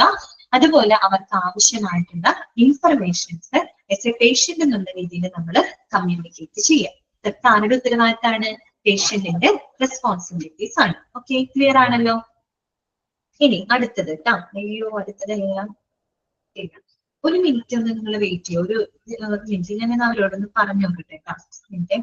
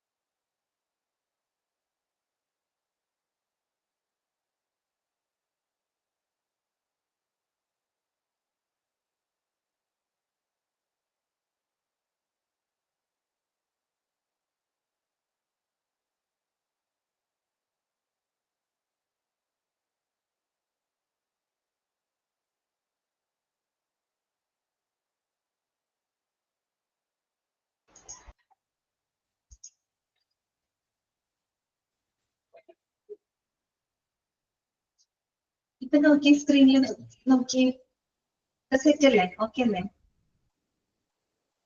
ഇപ്പൊ കാണാൻ പറ്റണില്ലേ? അപ്പൊ നമുക്ക് ഇനി അടുത്തത് നോക്കാം കേട്ടോ. Job responsibilities of dialysis coordinator. Okay, ഒരു ഡയാലിസിസ് കോർഡിനേറ്ററുടെ ഉത്തരവാദിത്തങ്ങൾ എന്തൊക്കെയാണ്? അപ്പൊ നമ്മൾ ഹോസ്പിറ്റൽ അഡ്മിനിസ്ട്രേഷന്റെ ഉത്തരവാദിത്തങ്ങൾ മനസ്സിലാക്കി. ആസ് എ പേഷ്യന്റ് എന്നുള്ള രീതിയിൽ അവരുടെ റെസ്പോൺസിബിലിറ്റി നമ്മൾ കണ്ടു. ഇനി ലാസ്റ്റ് നമുക്ക് കാണാനുള്ളത് ഒരു ഡയാലിസിസ് കോർഡിനേറ്ററുടെ ജോബ് റെസ്പോൺസിബിലിറ്റീസ് എന്തൊക്കെയാണ്. ആരുടെ ഡയാലിസിസ് കോർഡിനേറ്റർ എന്ന് പറയുന്ന പേര് തന്നെ കേൾക്കുമ്പോൾ നമുക്കറിയാം അല്ലെ. ഡയാലിസിസ് ഒക്കെ ചെയ്യുന്ന പേഷ്യൻസിന്റെ അവരെ മാനേജ് ചെയ്യാം. ഓക്കെ, അവരുടേതായ കാര്യങ്ങളെല്ലാം തന്നെ മേൽനോട്ടം വഹിക്കുന്ന ഒരു വ്യക്തിയാണ് ആര്? ഡയാലിസിസ് കോർഡിനേറ്റർ എന്ന് പറയുന്നത്. ഓക്കെ, അപ്പൊ അദ്ദേഹത്തിന്റെ റെസ്പോൺസിബിലിറ്റീസ് എന്തൊക്കെയാണ് നിങ്ങൾ കൃത്യമായിട്ട് മനസ്സിലാക്കി വെക്കണം. കാര്യം എന്താണെന്ന് അറിയാമോ? നമുക്ക് അഡ്മിനിസ്ട്രേഷന്റെ ഭാഗത്തു നിന്നുള്ള കുറെ പോയിന്റുകളുണ്ട്, ഡയാലിസിസ് കോർഡിനേറ്ററിന്റെ പോയിന്റ്സ് ഉണ്ട്. അത് അങ്ങോട്ടും ഇങ്ങോട്ടും മാറിപ്പോകരുത്. ആരുടെ റെസ്പോൺസിബിലിറ്റി ആണെന്ന് മാറിപ്പോകരുത്. ചിലപ്പോ കേൾക്കുമ്പോൾ രണ്ടും ഒരുപോലെയൊക്കെ ഫീൽ ചെയ്യും. അപ്പൊ അഡ്മിനിസ്ട്രേഷന്റെ ആണോ അതോ മറ്റേ എന്താ പറയാ ഡയാലിസിസ് കോർഡിനേറ്ററിന്റെ ആണോ എന്നുള്ളത് നിങ്ങൾക്ക് ഐഡന്റിഫൈ ചെയ്യാൻ പറ്റണം കേട്ടോ. അതുകൊണ്ടാണ് ഞാൻ പറഞ്ഞത്. അപ്പൊ നോക്കാം, ഒന്നാമത്തെ പോയിന്റ് നമുക്ക് നോക്കാം കേട്ടോ. ഫസ്റ്റത്തെ പോയിന്റ് ഇതാണ്: make sure that the clinical team provides a highest level of care to the patients by taking care of their safety, comfort and wellbeing. എന്താണ് പറയുന്നത്? ഒരു ഡയാലിസിസ് കോർഡിനേറ്ററിന്റെ ആദ്യത്തെ ഒരു റെസ്പോൺസിബിലിറ്റി ആണ് പറയുന്നത്. എന്ന് വെച്ച് കഴിഞ്ഞാല് നമ്മളുടെ പേഷ്യൻസിന്റെ അല്ലെ, രോഗികളുടെ അവരുടെ സേഫ്റ്റി, അതുപോലെ തന്നെ അവരുടെ കംഫർട്ട്, അവരുടെ ക്ഷേമം അല്ലെ, അതിനെയെല്ലാം തന്നെ പരിഗണിച്ചുകൊണ്ട് ഏറ്റവും ഹൈ ക്വാളിറ്റി കെയർ, ഏറ്റവും ഉയർന്ന നിലവാരത്തിലുള്ള ഒരു പരിചരണം ക്ലിനിക്കൽ ടീമുകൾ അവർക്ക് പ്രൊവൈഡ് ചെയ്യുന്നുണ്ട് എന്ന് ഉറപ്പാക്കാനുള്ള ഉത്തരവാദിത്തം ആർക്കുണ്ട്? Dialysis coordinator. ഓക്കെ, ഒരു ഡയാലിസിസ് കോർഡിനേറ്റർ ഉറപ്പുവരുത്തണം ആ ഒരു പേഷ്യന്റിന്റെ കംഫർട്ട്, അവരുടെ സേഫ്റ്റി, അവരുടെ പ്രൈവസി അല്ലെ, അതുപോലെ തന്നെ അവരുടെ വെൽബീയിങ്, അവരുടെ ക്ഷേമം, അതിനെയൊക്കെ പ്രാധാന്യം കൊടുത്തുകൊണ്ട്, മുൻതൂക്കം കൊടുത്തുകൊണ്ട് ആ ഒരു ക്ലിനിക്കൽ ടീം അവരെ പരിചരിക്കുന്നുണ്ട്, ഏറ്റവും ഉയർന്ന നിലവാരത്തിലുള്ള പരിചരണം അവർക്ക് കൊടുക്കുന്നുണ്ട് എന്ന് ഉറപ്പാക്കേണ്ടത് ആരുടെ ഉത്തരവാദിത്വമാണ്? ഡയാലിസിസ് കോർഡിനേറ്ററുടെ ഉത്തരവാദിത്വമാണ്. ക്ലിയർ ആണല്ലോ? Make sure that the clinical team provides the highest level of care to the patients by taking care of their safety, comfort and well-being. Okay. Second point is examines and solves the problems that fall outside of the domain of the nurse, clinician, അതുപോലെ concerning patient care and management and associate with the other departments and care providers. ഇതാണ് പറയുന്നത് examines and solves the problems അല്ലെ. ഇവിടെ പ്രത്യേകം എടുത്ത് പറയുന്നത് ഇപ്പൊ നഴ്സുമാര്, clinician എന്ന് പറഞ്ഞാൽ എന്താ ഡോക്ടർമാരൊക്കെയാണ് അല്ലെ. ആ ഒരു പേഷ്യന്റിന്റെ പരിചരണവുമായിട്ട് ബന്ധപ്പെട്ട് പ്രവർത്തിക്കുന്ന നഴ്സുമാര്, അതുപോലെ തന്നെ എന്താ പറയാ ഡോക്ടർമാര് അല്ലെ. അപ്പൊ ആ ഒരു ഡൊമൈനിൽ, ആ ഒരു തലങ്ങളിൽ പെട്ട് അതിന് പുറമേ ഉള്ള പ്രശ്നങ്ങൾ, ഓക്കെ, അതിന് പുറമേ വരുന്ന പല ഇഷ്യൂസുകൾ ഉണ്ടായിരിക്കാം, പ്രോബ്ലംസുകൾ ഉണ്ടാവാം. അതിനെയൊക്കെ കൃത്യമായിട്ട് എക്സാമിൻ ചെയ്ത് എന്ത് ചെയ്യാം, സോൾവ് ചെയ്യാന്നുള്ള ഉത്തരവാദിത്തം ആർക്കുണ്ട്? ഡയാലിസിസ് കോർഡിനേറ്റർക്കുണ്ട്. ഇപ്പൊ ഒരു നഴ്സ്, ഡോക്ടർമാർ അവർക്ക് ട്രീറ്റ്മെന്റ് കൊടുക്കുന്നുണ്ട്, അതെല്ലാം ഓക്കെയാണ്. പക്ഷെ അതിനപ്പുറത്തേക്ക് വരുന്ന ചില പ്രശ്നങ്ങളുണ്ട്. അതാണ് fall outside of the domain എന്ന് പറയുന്നത്.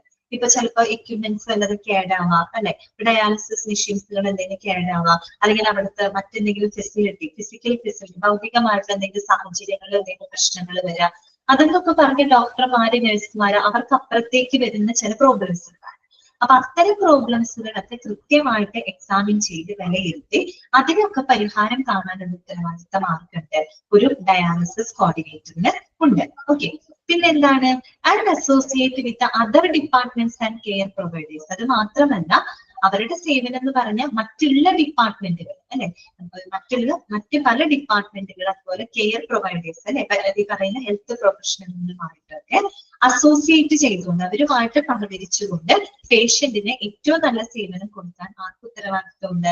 ഡയാലിസിസ് കോർഡിനേറ്റർക്ക് ഉത്തരവാദിത്വമുണ്ട്. ഒരു ഡയാലിസിസ് പേഷ്യന്റ് എന്ന് പറഞ്ഞാൽ അത് മാത്രമല്ല, അതിനെ തുടർന്ന് മറ്റു പല പ്രോബ്ലംസുകളൊക്കെ വരാം അല്ലെ. അപ്പൊ അങ്ങനെയുള്ള പ്രോബ്ലംസുകൾ വരുമ്പോൾ അത് ഹാൻഡിൽ ചെയ്യാൻ മറ്റു പല ഡിപ്പാർട്ട്മെന്റുകളിൽ നമുക്ക് എന്ത് ചെയ്യേണ്ടതായിട്ട് വരും? അസോസിയേറ്റ് ചെയ്യേണ്ടതായിട്ട് വരും. അവരൊക്കെ ആയിട്ട് സഹകരിച്ച് പ്രവർത്തിക്കുക എന്നുള്ളത് എന്തിനു വേണ്ടിയിട്ടാണ് ഇതൊക്കെ ചെയ്യുന്നത്? മറ്റുള്ള ഡിപ്പാർട്ട്മെന്റുമായിട്ട് അസോസിയേറ്റ് ചെയ്യുന്നത് എന്തിനു വേണ്ടിയിട്ടാണ്? പേഷ്യന്റിന് ഏറ്റവും ക്വാളിറ്റി കെയർ കൊടുക്കാൻ വേണ്ടിയിട്ടാണ്. എല്ലാ രീതിയിലും ഒരു ക്വാളിറ്റി കെയർ കൊടുക്കാൻ വേണ്ടിയിട്ടാണ് അങ്ങനെ ചെയ്യുന്നത്. ആ രീതിയിൽ പ്രവർത്തിക്കേണ്ടത് ഒരു ഡയാലിസിസ് കോർഡിനേറ്ററുടെ ഉത്തരവാദിത്തമാണ്. ക്ലിയർ ആണല്ലോ പോയിന്റ്? ഓക്കെ, അടുത്തത് നെക്സ്റ്റ് പോയിന്റ് ഇതാണ്. Gather, assess, screens and response to a wide range of requests for information from the patients and other staff who represent the different levels of the organization. അതായത് നമ്മുടെ organisation ഏതാണ്? ഹോസ്പിറ്റലാണ് അല്ലെ. ഈ പറയുന്ന ഹോസ്പിറ്റലിലെ എന്താ പറയാ പല തലങ്ങളിൽ പ്രവർത്തിക്കുന്ന സ്റ്റാഫുകളുണ്ട്, അതുപോലെ തന്നെ എന്താ പറയാ പേഷ്യൻസുകളുണ്ട് അല്ലെ. അപ്പൊ അവർക്കൊക്കെ എന്താണ്, അവരുമായിട്ട് ബന്ധപ്പെട്ട ഇൻഫർമേഷൻസുകളെല്ലാം തന്നെ കൃത്യമായിട്ട് ഗ്യാദർ ചെയ്ത് കളക്ട് ചെയ്ത് അതിനെ വിലയിരുത്തി അതിനെ കറക്റ്റ് ആയിട്ട് റെസ്പോണ്ട് ചെയ്യുക എന്നുള്ളതും ആരുടെ ഉത്തരവാദിത്തമാണ്? ഡയാലിസിസ് കോർഡിനേറ്ററുടെ ഉത്തരവാദിത്തമാണ്. എന്ന് പറഞ്ഞാൽ എന്താ അവിടെ ഉദ്ദേശിക്കുന്നത്? ആ പേഷ്യന്റും മറ്റ് മെഡിക്കൽ സ്റ്റാഫുകളുമായിട്ടുള്ള ആ ഒരു റിലേഷൻ അല്ലെ, അവര് തമ്മിലുള്ള ഒരു കോർഡിനേഷൻ എപ്പോഴും നല്ല രീതിയിൽ മെയിൻറ്റെയിൻ ചെയ്ത് കൊണ്ടുപോകുന്നത് ഡയാലിസിസ് കോർഡിനേറ്ററിന്റെ ഉത്തരവാദിത്തമാണ്. അതുകൊണ്ട് അതാണ് അവിടെ ഇങ്ങനെ പറഞ്ഞേക്കുന്നത് കേട്ടോ. അതായത് ആ ഒരു ഓർഗനൈസേഷന്റെ പല തലങ്ങളിൽ പ്രവർത്തിക്കുന്ന സ്റ്റാഫുകളായിക്കോട്ടെ, മറ്റു പേഷ്യൻസ് ആയിക്കോട്ടെ, അവർക്ക് ആവശ്യമുള്ള വിവരങ്ങൾ കൃത്യമായിട്ട് കളക്ട് ചെയ്ത് അത് വിലയിരുത്തി അവര് കറക്റ്റ് സമയത്ത് അവർക്ക് റെസ്പോണ്ട് ചെയ്യാം അല്ലെ, അവരുടെ കാര്യങ്ങൾക്ക് വേണ്ടി റെസ്പോണ്ട് ചെയ്യുക എന്നുള്ളത് ഡയാലിസിസ് കോർഡിനേറ്ററിന്റെ ഉത്തരവാദിത്തമാണ്. ഓക്കെ, ഇനി എന്താണ്? helps in the development and implementation of the discharge plans, including apt community services. Apt എന്ന് പറഞ്ഞാൽ എന്താണ്? അനുയോജ്യമായത്, അപ്രോപ്രിയേറ്റ് എന്ന് പറയില്ലേ, ആ വാക്കാണ് ആപ്റ്റ് കമ്മ്യൂണിറ്റി സർവീസസ്. അതായത് നമ്മുടെ ഡിസ്ചാർജ് പ്ലാൻസുകൾ, ഈ പറയുന്ന ഇപ്പൊ രോഗിയിൽ ട്രീറ്റ്മെന്റ് ഒക്കെ എടുത്തു, ഡയാലിസിസ് ട്രീറ്റ്മെന്റ് ഒക്കെ എടുത്തു, അവരവിടെ നിന്ന് ഡിസ്ചാർജ് ചെയ്യുന്ന സമയത്ത് ആ ഒരു ഏറ്റവും അനുയോജ്യമായിട്ടുള്ള കമ്മ്യൂണിറ്റി സേവനങ്ങൾ ഉൾപ്പെടുന്ന തരത്തില് ഡിസ്ചാർജ് പ്ലാനുകൾ ഡെവലപ്പ് ചെയ്യാനും അത് നടപ്പിലാക്കാനും സഹായിക്കാന്നുള്ളത് ആരുടെ ഉത്തരവാദിത്വമാണ്? ഡയാലിസിസ് കോർഡിനേറ്ററിന്റെ ഉത്തരവാദിത്വമാണ്. എന്താണ് അവിടെ ഉദ്ദേശിക്കുന്നത്? ഇപ്പൊ നമ്മൾ ഡയാലിസിസ് ചെയ്തു, പേഷ്യന്റ് ഡയാലിസിസ് ചെയ്ത് ആ ഒരു ട്രീറ്റ്മെന്റ് കഴിഞ്ഞ് നമ്മൾ അവരെ ഡിസ്ചാർജ് ചെയ്ത് വിടുകയാണ്. ഓക്കെ, ഇപ്പൊ ഡിസ്ചാർജ് ചെയ്ത് വിടുമ്പോൾ അവിടെ കൊണ്ട് ചിലപ്പോൾ അവരുടെ ട്രീറ്റ്മെന്റ് അവസാനിക്കുന്നതില്ല. തിരിച്ചവര് വീട്ടിൽ പോയി കഴിഞ്ഞാൽ ചിലപ്പോൾ അവർക്ക് മറ്റു പല തെറാപ്പികൾ വേണ്ടി വന്നേക്കാം അല്ലെ, വരില്ലേ? ഇപ്പൊ തെറാപ്പികൾ വേണ്ടി വന്നേക്കാം, അല്ലെങ്കിൽ മറ്റ് പല എന്താ പറയാ സോഷ്യൽ സപ്പോർട്ട് ഒക്കെ അവർക്ക് വേണ്ടി വന്നേക്കാം, ഇടയ്ക്ക് ഒരു ഹെൽത്ത് ചെക്കപ്പും കാര്യങ്ങളൊക്കെ അവർക്ക് വേണ്ടി വന്നേക്കാം. അപ്പൊ അതൊക്കെയാണ് കമ്മ്യൂണിറ്റി സർവീസ് എന്നതുകൊണ്ട് ഉദ്ദേശിക്കുന്നത്. തെറാപ്പി ചെയ്യുക എന്ന് വെച്ചാൽ ഹോസ്പിറ്റലിൽ കൊടുക്കുന്നതല്ല. ഹോസ്പിറ്റലിൽ നിന്ന് ഡിസ്ചാർജ് ചെയ്തതിന് ശേഷം ആ ഒരു രോഗി തിരിച്ച് വീട്ടിലെത്തുമ്പോൾ ഈ ട്രീറ്റ്മെന്റിന്റെ ഭാഗമായിട്ട് അവർക്ക് ചെയ്യേണ്ട ചില കാര്യങ്ങളുണ്ട്. അപ്പൊ തെറാപ്പി ചെയ്യേണ്ടതായിട്ട് വരും. ചിലപ്പോ എന്താ പറയാ, ഒരു ഹോം നേഴ്സ് അല്ലെ, അങ്ങനെയുള്ള സംവിധാനങ്ങളൊക്കെ അവർക്ക് വേണ്ടതായിട്ട് വരും. അപ്പൊ അത്തരത്തില് കമ്മ്യൂണിറ്റി സേവനങ്ങളും കൂടെ ഉൾപ്പെടുന്ന രീതിയിൽ ഡിസ്ചാർജ് പ്ലാനുകൾ തയ്യാറാക്കണം. ഓക്കെ, ആ ഒരു രീതിയിലുള്ള സേവനം കൂടെ അവർക്ക് കിട്ടണമെന്ന്. ആ ഒരു ആശുപത്രിയിൽ ഒതുങ്ങാതെ അതിന് പുറത്തേക്ക് കമ്മ്യൂണിറ്റി സേവനങ്ങളും കൂടെ ഉൾപ്പെടുന്ന രീതിയിൽ ഡിസ്ചാർജ് പ്ലാനുകൾ തയ്യാറാക്കി നടപ്പിലാക്കാൻ സഹായിക്കാം എന്നുള്ളതും ആരുടെ ഉത്തരവാദിത്വമാണ്? നമ്മുടെ ഡയാലിസിസ് കോർഡിനേറ്ററുടെ ഉത്തരവാദിത്തമാണ്. ഓക്കെ, ക്ലിയർ ആണല്ല പറഞ്ഞത്? ഇനി നെക്സ്റ്റ് നോക്കിക്കേ, assist with the insurance issues required to get outpatient dialysis services through communication with the facilities verification process. അതായത് ഈ ഒരു ഡയാലിസിസ് സേവനങ്ങൾ ലഭിക്കുന്നതുമായിട്ട് ബന്ധപ്പെട്ട ഇൻഷുറൻസ് സേവനങ്ങൾ, ഒരു മിക്കവരും എന്തുണ്ടാവും, ഹെൽത്ത് ഇൻഷുറൻസ് ഒക്കെ എടുത്തിട്ടുള്ള ആളുകളായിരിക്കും അല്ലെ. അപ്പൊ ഈ പറയുന്ന ഡയാലിസിസ് സേവനങ്ങൾ ലഭിക്കുന്നതുമായിട്ട് ബന്ധപ്പെട്ട് ഇൻഷുറൻസ് പ്രശ്നങ്ങളൊക്കെ, ഇൻഷുറൻസ് സേവനങ്ങളിലൊക്കെ എന്ത് ചെയ്യുക, പേഷ്യന്റിനെ അസിസ്റ്റ് ചെയ്യുക അല്ലെ, അവരെ ഹെൽപ്പ് ചെയ്യുക, അവരെ സപ്പോർട്ട് ചെയ്യുക എന്നുള്ളതൊക്കെ ആരുടെ ഉത്തരവാദിത്വമാണ്? ഒരു ഡയാലിസിസ് കോർഡിനേറ്ററുടെ ഉത്തരവാദിത്വമാണ്. നോക്കൂ, through communication with the facilities verification process. അപ്പൊ ആ ഒരു ഇൻഷുറൻസ് ഒക്കെ ആക്ടിവേറ്റ് ചെയ്ത് കിട്ടണമെങ്കിൽ പല വെരിഫിക്കേഷൻ കാര്യങ്ങളൊക്കെ ചെയ്യണം അല്ലെ, പേഷ്യന്റിന്റെ വെരിഫിക്കേഷൻ കാര്യങ്ങളൊക്കെ ചെയ്യണം. ആ ഒരു വെരിഫിക്കേഷൻ സമയത്ത് എന്താണ് ഏറ്റവും നല്ല സപ്പോർട്ട്, അതായത് ഇൻഷുറൻസ് സേവനങ്ങൾ അവർക്ക് ലഭിക്കുന്നതിന് വേണ്ടിയിട്ടുള്ള എല്ലാവിധ സപ്പോർട്ടുകൾക്കും അല്ലെ പിന്തുണയ്ക്കാൻ വേണ്ടിയിട്ട് അവരെ അസിസ്റ്റ് ചെയ്യാന്നുള്ളത് ഡയാലിസിസ് കോർഡിനേറ്ററുടെ ഉത്തരവാദിത്തമാണ്. ഓക്കെ, കാര്യം വലിയ ഡയാലിസിസ് ഒക്കെ ചെയ്യുമ്പോൾ വളരെ എക്സ്പെൻസീവ് ആണ് അല്ലെ. അപ്പൊ നമുക്കെന്ന് പറയുന്നത് അഫോർഡബിൾ അല്ല അല്ലെ, സാധാരണക്കാരന് നമുക്ക് നിരന്തരം ചെയ്യുന്നത് അഫോർഡബിൾ അല്ല. അപ്പൊ പലപ്പോഴും നമുക്ക് ഹെൽത്ത് ഇൻഷുറൻസ് കവറേജ് ഒക്കെ ഉണ്ടെങ്കിൽ അതിൽ നമുക്ക് ആ ചെലവ് വഹിക്കാനായിട്ട് പറ്റും. അപ്പൊ അങ്ങനെയുള്ള ഇൻഷുറൻസ് സേവനങ്ങളിലൊക്കെ കിട്ടാനായിട്ട് അവരെ അസിസ്റ്റ് ചെയ്യണം. ഓക്കെ, അത് ഒരു ഡയാലിസിസ് കോർഡിനേറ്ററിന്റെ റെസ്പോൺസിബിലിറ്റി ആണ്. ഓക്കെ, നെക്സ്റ്റ് വരുന്നത് link be in contact with multi disciplinary health care team in a purposeful, goal-directed fashion, works eagerly to maximize the effectiveness of the resource utilization. എന്നാണ് പറയുന്നത്. Link be in contact with multi disciplinary health care team. Multi disciplinary എന്ന് പറഞ്ഞാൽ എന്താണ്? Multi disciplinary പല പല ഡിപ്പാർട്ട്മെന്റുകളിൽ നിന്നുമുള്ള professionals അല്ലെ. ഒരു ഡയാലിസിസ് എന്ന് പറയുമ്പോൾ അവിടെ മാത്രം ഒതുങ്ങുന്നില്ലാത്ത മറ്റു പല, ഒരു ഡയാലിസിസ് ചെയ്യുന്ന വ്യക്തിക്ക് ഒരു എന്താണ് മറ്റേ ഇന്റർവെൻഷണൽ റേഡിയോളജി വിഭാഗമായിട്ട് കണക്ട് ചെയ്യേണ്ടതായിട്ട് വരും അല്ലെ. അതുപോലെ ഒരു പക്ഷെ കാർഡിയോളജി ആയിട്ട് കണക്ട് ചെയ്യേണ്ടതായിട്ട് വരും. ചില സന്ദർഭങ്ങളില് എന്താ പറയാ, മറ്റു പല ഡിപ്പാർട്ട്മെന്റുകളുടെയും പ്രൊഫഷണൽസിന്റെ സേവനം അവർക്ക് ആവശ്യമായിട്ട് വരും. അത്തരത്തില് ഒരു multi disciplinary health care team അല്ലെങ്കിൽ ഹെൽത്ത് പ്രൊഫഷണൽസുമായിട്ട് എന്താ പറയാ കോണ്ടാക്ട് ചെയ്യുക, അവരുമായിട്ട് അസോസിയേറ്റ് ചെയ്തുകൊണ്ട് പ്രവർത്തിക്കുക എന്നുള്ളതും ഡയാലിസിസ് കോർഡിനേറ്ററിന്റെ ഉത്തരവാദിത്വമാണ്. എന്തിനു വേണ്ടിയിട്ടാണ് ഹെൽത്ത് കെയർ ടീമിന്റെ പർപ്പസ്ഫുൾ ഗോൾ ഡയറക്റ്റഡ് ഫാഷൻ. അവരുടെ ലക്ഷ്യം എന്ന് പറയുന്നത് എന്താണ്? ആ ഒരു പേഷ്യന്റിന് ഒരു ക്വാളിറ്റി കെയർ കൊടുക്കുക എന്നുള്ളതാണ് അവരുടെ ഒരു ലക്ഷ്യം. ആ ഒരു ലക്ഷ്യത്തിന് വേണ്ടിയിട്ട് മറ്റ് പല ഹെൽത്ത് കെയർ പ്രൊഫഷണലുമായിട്ട് അസോസിയേറ്റ് ചെയ്ത് പ്രവർത്തിക്കാനുള്ളതും കോർഡിനേറ്ററുടെ ഉത്തരവാദിത്തമാണ്. ഓക്കെ, പിന്നെന്താണ്? Works eagerly to maximise the effectiveness of resource utilisation. അവർക്ക് ലഭ്യമായിട്ടുള്ള എല്ലാ റിസോഴ്സസുകളും മാക്സിമം യൂട്ടിലൈസ് ചെയ്തുകൊണ്ട് വളരെ ഇഫക്റ്റീവ് ആയിട്ടുള്ള രീതിയിൽ എന്ത് ചെയ്യുക, അവർക്ക് സേവനം കൊടുക്കുക. ഓക്കെ, ഇതൊക്കെയാണ് അയാളുടെ ഉത്തരവാദിത്തം എന്ന് പറയുന്നത്. ഒരേ കാര്യം തന്നെ പല രീതിയിൽ അത് പറയുന്നു എന്ന് മാത്രം കേട്ടോ. ഇനി അടുത്തത് എന്താണ്? Help in establishing transportation of the patient two or from dialysis facility. അതായത് ഇപ്പൊ ഒരു ഡയാലിസിസ് ചെയ്യുന്ന സ്ഥലത്തേക്ക്, അതുപോലെ അവിടെ നിന്ന് തിരിച്ച് വീട്ടിലോട്ട്, അങ്ങനെയുള്ള ആ ഒരു ട്രാൻസ്പോർട്ടേഷൻ കാര്യങ്ങൾക്കായിട്ട് പേഷ്യന്റിന് സഹായിക്കാൻ പറ്റുന്നത്. ഓക്കെ, അതൊക്കെ ആരുടെ ഉത്തരവാദിത്തമാണ്?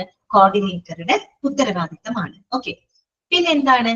Monitors records and updates information. അപ്പൊ അവിടെ രോഗിയുമായിട്ട് ബന്ധപ്പെട്ട എല്ലാ വിവരങ്ങളും കൃത്യമായിട്ട് മോണിറ്റർ ചെയ്യുക, കൃത്യമായിട്ട് വിലയിരുത്തുക, അത് റെക്കോർഡ് ചെയ്യുക, അപ്ഡേറ്റ് ചെയ്ത് സൂക്ഷിക്കുക. ഒരുപാട് രോഗികൾ ഉണ്ടായിരിക്കും, അവർക്ക് ഓരോ രോഗികളുടെ കാര്യങ്ങൾ കൃത്യമായിട്ട് മോണിറ്റർ ചെയ്ത് റെക്കോർഡ് ചെയ്ത് സൂക്ഷിക്കണം. ഓക്കെ, അതുപോലെ അപ്ഡേറ്റ് ചെയ്യണം. പുതിയ പുതിയ കാര്യങ്ങൾ വരുമ്പോൾ അതിനനുസരിച്ച് അപ്ഡേഷൻസ് ഏതിനകത്തും ഉണ്ടായിരിക്കണം, റെക്കോർഡ്സിനകത്തും നടത്തിയിരിക്കണം. ഓക്കെ, അപ്പൊ അതൊക്കെ കോർഡിനേറ്ററിന്റെ ഉത്തരവാദിത്വമാണ് കേട്ടോ. പിന്നെന്താണ്? Prepares files, retrieves and keeps records and documents from the departmental file systems. അതായത് നമുക്കറിയാലോ ഇന്നത്തെ കാലത്ത് ഇപ്പൊ ഒരു എന്താ പറയാ പേഷ്യന്റിനെ സംബന്ധിക്കുന്ന എല്ലാ റെക്കോർഡ്സുകളും മെഡിക്കൽ റെക്കോർഡ്സ്, അത് ഓരോ പേഷ്യന്റിനും മെഡിക്കൽ റെക്കോർഡ്സ് ഹോസ്പിറ്റലിൽ ഉണ്ടായിരിക്കും അല്ലെ. അപ്പൊ ഈ പറയുന്ന പോലെ ആ ഒരു രോഗികളുമായിട്ട് ബന്ധപ്പെട്ട അവരുടെ ഫയലുകൾ അല്ലെ, ആ ഒരു ഡിപ്പാർട്ട്മെന്റ് ഫയൽ സിസ്റ്റം, ഫില്ലല്ല കേട്ടോ, ഫയലാണ്, അതൊന്ന് തിരുത്തണം കേട്ടോ. ഫില്ല് സിസ്റ്റംസ് എന്നാണ് എഴുതി വെച്ചേക്കുന്നത്, ഫില്ലല്ല ഫയലാണ് കേട്ടോ. അപ്പൊ ആ ഒരു ഡിപ്പാർട്ട്മെന്റ് ഫയൽ സിസ്റ്റത്തിൽ നിന്ന് ആ രോഗിയുമായിട്ട് ബന്ധപ്പെട്ട ഫയലുകൾ കൃത്യമായിട്ട് റിട്രീവ് ചെയ്യാന്ന് വെച്ചാൽ വീണ്ടെടുക്കുക എന്നുള്ള അർത്ഥമാണ്. ഫയൽ എടുത്ത് അത് കൃത്യമായിട്ട് കീപ്പ് ചെയ്യുക, ആ റെക്കോർഡ്സുകൾ കൃത്യമായിട്ട് കീപ്പ് ചെയ്യുക, മെയിൻറ്റെയിൻ ചെയ്യാനൊക്കെ ഉള്ളത് ആരുടെ ഉത്തരവാദിത്തമാണ്? ഡയാലിസിസ് കോർഡിനേറ്ററിന്റെ ഉത്തരവാദിത്തമാണ്. ചിലപ്പോൾ ഒരു പുതിയൊരു പേഷ്യന്റ് ആണ് വരുന്നതെങ്കിൽ അവരുടെ ഫയല് നമ്മൾ പ്രിപ്പയർ ചെയ്യേണ്ടതായിട്ട് വരും, പുതിയൊരു ഫയലൊക്കെ പ്രിപ്പയർ ചെയ്യേണ്ടതായിട്ട് വരും. ഓൾറെഡി ട്രീറ്റ്മെന്റ് എടുക്കുന്ന രോഗികളാണെങ്കിൽ അവരുടെ റെക്കോർഡ്സ് അവിടെ ഉണ്ടാവുമല്ലോ, ആ റെക്കോർഡ്സിൽ എല്ലാ കാര്യങ്ങളും കൃത്യമായിട്ട് റെക്കോർഡ് ചെയ്ത് അപ്ഡേറ്റ് ചെയ്യുക. നേരത്തെ മുന്നേ പറഞ്ഞ പോയിന്റ് ഇല്ലേ, അത് തന്നെയാണ് കേട്ടോ അവിടെ ഉദ്ദേശിക്കുന്നത്, വേറൊന്നുമില്ല. prepares files, retrieves and keeps records and documents from the departmental file systems. And last and final point is attends daily rounds or meetings to discuss schedule, patient requirements and continue improvement efforts or reminders. ഇതാണ് പറയുന്നത്. അതായത് daily എന്ത് ചെയ്യണം, ആ പേഷ്യൻസിന്റെ ആ ഒരു schedules അല്ലെ. ഇപ്പൊ ഡയാലിസിസ് ചെയ്യുമ്പോൾ നമുക്കറിയാം ചിലപ്പോൾ ചില രോഗികൾക്ക് ആഴ്ചയിൽ 3-4 പ്രാവശ്യമൊക്കെ ചെയ്യേണ്ടതായിട്ട് വരും അല്ലെ. 3 പ്രാവശ്യം 4 പ്രാവശ്യം, അത് ഓരോരുത്തരുടെ മെഡിക്കൽ കണ്ടീഷൻ അനുസരിച്ചിട്ടാണ്. അപ്പൊ ആ ഒരു ഡോക്ടർ അവർക്ക് റെക്കമെൻഡ് ചെയ്യുന്ന ആ ഷെഡ്യൂളുകൾ ഡിസ്കസ് ചെയ്യാനും പേഷ്യന്റിന്റെ റിക്വയർമെന്റ്സ് അല്ലെ, അവരുടെ ആവശ്യകതകളൊക്കെ മനസ്സിലാക്കാനും അതുപോലെ തന്നെ അവരുടെ പലതും റിമൈൻഡ് ചെയ്യിപ്പിക്കാൻ, അതൊക്കെ ട്രീറ്റ്മെന്റിന് വരുന്ന സമയമൊക്കെ അവരോട് റിമൈൻഡ് ചെയ്യിപ്പിക്കാൻ, ഓർമ്മപ്പെടുത്തുന്നതിനൊക്കെ ആയിട്ട് ഡെയിലി റൗണ്ട്സ് ചെയ്യാം. ഓക്കെ, അവർക്കിടയിൽ ഡെയിലി റൗണ്ട്സ്, അവരായിട്ട് ഡെയിലി മീറ്റിങ്ങുകൾ അതൊക്കെ നടത്താനുള്ളതും ഒരു ഡയാലിസിസ് കോർഡിനേറ്ററുടെ ഉത്തരവാദിത്തമാണ്. കാര്യം ഓരോ രോഗിയും അവരുടെ ഒരിക്കലും അവരുടെ ട്രീറ്റ്മെന്റ് ഇതാവാൻ പാടില്ല അല്ലെ, എന്താ പറയാ, ബ്രേക്കപ്പ് ആവാനായിട്ട് പാടില്ല. കണ്ടിന്യൂസ് ആയിട്ട് അവരുടെ ട്രീറ്റ്മെന്റ് നടത്തണം. അവരുടെ ആ ഷെഡ്യൂളുകളൊക്കെ കൃത്യമായിട്ട് അവരുമായിട്ട് ഡിസ്കസ് ചെയ്യണം. അതുപോലെ ഇനി എന്തെങ്കിലും രോഗികൾക്ക് അതുമായിട്ട് ബന്ധപ്പെട്ട എന്തെങ്കിലും റിക്വയർമെന്റ്സ് ആവശ്യങ്ങൾ ഉണ്ടെങ്കിൽ അതിനെ കുറിച്ച് അറിയാനായിട്ടും പിന്നെ അവരെ റിമൈൻഡ് ചെയ്യിപ്പിക്കാൻ അല്ലെ, ഇപ്പൊ ട്രീറ്റ്മെന്റിന് വരേണ്ട കാര്യങ്ങളൊക്കെ റിമൈൻഡ് ചെയ്യിപ്പിക്കുന്നതിനുമായിട്ട് ഡെയിലി എന്ത് ചെയ്തിരിക്കണം, അവരുമായിട്ടൊരു മീറ്റിംഗ് അല്ലെങ്കിൽ അവരുടെ ഇടയിൽ റൗണ്ട്സ് ഒക്കെ ചെയ്യാന്നുള്ളതും നമ്മുടെ ഒരു ഡയാലിസിസ് കോർഡിനേറ്ററിന്റെ ഉത്തരവാദിത്വമാണ്. അപ്പൊ ഒരേ കാര്യം തന്നെയാണ് പറഞ്ഞത്. ഇത്രയും നിങ്ങൾ മനസ്സിലാക്കുക. ഒരു ഡയാലിസിസ് കോർഡിനേറ്റർ എന്ന് പറയുമ്പോൾ ഡയാലിസിസ് പേഷ്യൻസിനെ സൂപ്പർവൈസ് ചെയ്യുന്ന, അവരുടെ കാര്യങ്ങൾ മാനേജ് ചെയ്യുന്ന ഒരു വ്യക്തിയാണ്.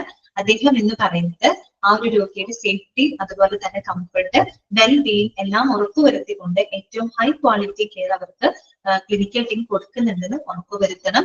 അതുപോലെ തന്നെ ആ ഒരു ഡോക്ടർമാര് നഴ്സുമാർ അവർക്ക് ചികിത്സ കൊടുക്കുന്ന ആളുകളുണ്ടല്ലോ, അതിനപ്പുറത്തേക്ക് വരുന്ന ചില പ്രശ്നങ്ങളുണ്ട്. ഇപ്പൊ വല്ല എക്യുപ്മെന്റ്സ് സംബന്ധമായിട്ട് വരുന്ന പ്രശ്നങ്ങള്, അല്ലെങ്കിൽ ഇൻഷുറൻസ് സംബന്ധമായിട്ട് വരുന്ന പ്രശ്നങ്ങള്, അങ്ങനെയുള്ള കാര്യങ്ങളിലൊക്കെ എന്ത് ചെയ്യാം, അത്തരം പ്രശ്നങ്ങളെ കൃത്യമായിട്ട് മനസ്സിലാക്കിയിട്ട് സോൾവ് ചെയ്യാം. ക്ലിയർ ഇല്ലേ? ക്ലിയർ ആവുന്നില്ലേ പറയുന്നത്? ക്ലിയർ ആവുന്നില്ല? അടുത്തത് എന്താണ്? ക്ലിയർ അല്ല? ക്ലിയർ ആണ്. ഓക്കെ.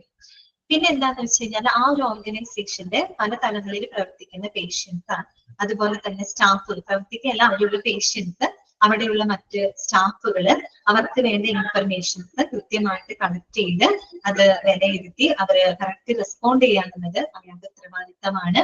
അതുപോലെ ഏറ്റവും അനുയോജ്യമായിട്ടുള്ള കമ്മ്യൂണിറ്റി സേവനങ്ങൾ ഉൾപ്പെടുന്ന രീതിയിൽ ഡിസ്ചാർജ് പ്ലാനുകളൊക്കെ തയ്യാറാക്കി നടപ്പിലാക്കണം.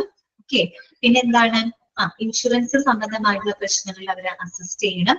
പിന്നെന്താണ്, അവർക്കൊരു നല്ല ക്വാളിറ്റി കെയർ കൊടുക്കാനായിട്ട് മറ്റു പല മൾട്ടി ഡിസിപ്ലിനറി, അതായത് മറ്റു പല ചെയ്ത് പ്രവർത്തിക്കണം. പിന്നെ പേഷ്യന്റിന്റെ ട്രാൻസ്പോർട്ടേഷൻ ഫെസിലിറ്റീസ്, ഒരു ഡയാലിസിസ് ചെയ്യുന്ന ആൾക്കാണെങ്കിൽ അയാളെ അവിടുന്ന് ഡയാലിസിസ് സെന്ററിലോട്ടും അവിടുന്ന് തിരിച്ച് വീട്ടിലോട്ടും പോകാനുള്ള ഒരു ട്രാൻസ്പോർട്ടേഷൻ ഫെസിലിറ്റിക്കൊക്കെ അവരെ ഹെൽപ്പ് ചെയ്യണം. രോഗിയുമായിട്ട് ബന്ധപ്പെട്ട എല്ലാ റെക്കോർഡ്സുകളും കൃത്യമായിട്ട് മോണിറ്റർ ചെയ്ത് റെക്കോർഡ് ചെയ്ത് അപ്ഡേറ്റ് ചെയ്ത് സൂക്ഷിക്കണം. പിന്നെ അവരെ റിമൈൻഡ് ചെയ്യിപ്പിക്കാൻ അല്ലെങ്കിൽ അവരുടെ ഷെഡ്യൂൾ ഡിസ്കസ് ചെയ്യാനും അവരുടെ ആവശ്യകതകൾ നേരിട്ട് മനസ്സിലാക്കുന്നതിനൊക്കെ വേണ്ടിയിട്ട് ഡെയിലി റൗണ്ട്സുകളും മീറ്റിങ്ങുകളൊക്കെ അറ്റൻഡ് ചെയ്യാന്നുള്ളതും ഒരു കോർഡിനേറ്ററുടെ റെസ്പോൺസിബിലിറ്റി ആണ്. ഓക്കെ, ഇത്രയുള്ളൂ നമ്മുടെ ചാപ്റ്റർ. ഇതോടുകൂടി നമ്മുടെ ഡയാലിസിസ് തീരെയാണ് കേട്ടോ. ഇനി നമ്മൾ നെക്സ്റ്റ് തുടങ്ങാൻ പോകുന്ന ചാപ്റ്റർ ഫാർമസി ആയിരിക്കും കേട്ടോ. ഫാർമസി എന്ന് പറയുന്ന ചാപ്റ്റർ ആയിരിക്കും നെക്സ്റ്റ് ക്ലാസ്സിൽ നമ്മൾ തുടങ്ങാം. ഈ ഒരു ചാപ്റ്റർ വളരെ ഇമ്പോർട്ടന്റ് ആണ് കേട്ടോ.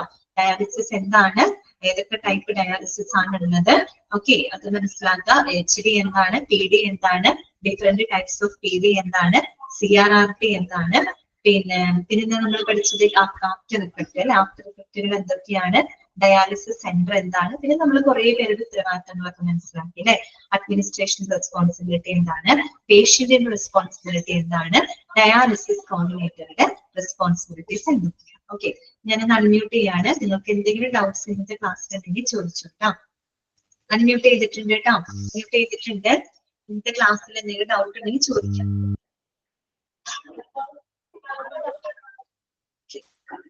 ഡൗട്ട്സ് ഉണ്ടോ നിങ്ങൾക്ക്? ഇന്നത്തെ ക്ലാസ്സിൽ എന്തെങ്കിലും ഡൗട്ട്സ് ഉണ്ടെങ്കിൽ ചോദിക്കാം കേട്ടോ.